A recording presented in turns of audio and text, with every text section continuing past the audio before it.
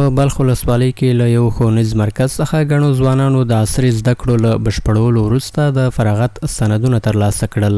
په دې اړوند د بلخ ولایت د اطلاعات او کلتور رئیس د معاصرو علومو د زده کړې په اړه خبرې وکړې او د ځوانانو د پوهې د کچې د لوړولو په موخه د ګټورو ښوونیزو فرصتونو برابرول مهم او ارزښتناک وبلل.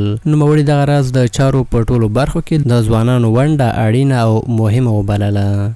درې میاشتنۍ کورسو څخه فارغ شوي دي او ماشاءالله په غټ تعداد 200 کسان د زده کړو څخه فارغ شوي دي او نن یې فراغت غونډه ده. لا به مو دا امیدونه وي، نور به مو دا غوښتنه وي چې د 200 پر ځای باندې و نورو کورسو ته 400 کسان آماده سي، د 400 پر ځای باندې 800 کسان آماده سي. ورته مهال د اطلاعات او کلتور ریاست د ځوانانو چارو امیر خوښي څرګنده کړه چې د مسؤلینو د هڅو او پاملرنې په پایله کې نن ورځ ګڼ شمېر ځوانان له دغه ښوونیز پروګرام څخه فارغېږي. نوموړي زیاته کړه چې دوی په دغه مرکز کې ګڼ مهارتونه زده کړي چې له یادو مهارتونو په ګټې اخیستنې به د هېواد د پرمختګ په برخه کې مهم او اساسي ګامونه پورته کړي.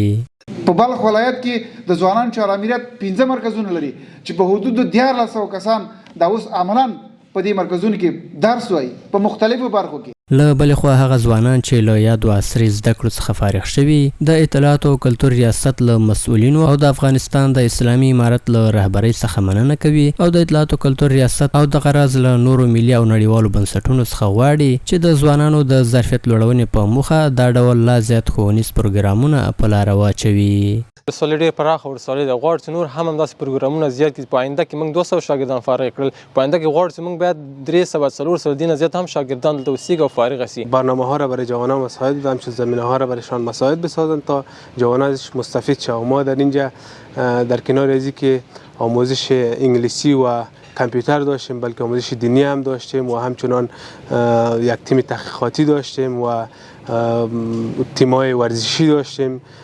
در هر قسمت همکاری بسیار خوبی داشتند. د یادونې وړ ده چې دغه پروګرام د اطلاعات او کلتور ریاست لخوا د اکتید موسسې په مالی مرسته د انګلیسي کمپیوټر ویناوالۍ او خطاطۍ په څانګو کې د 6 میاشتو لپاره په لاره اچول شوی و.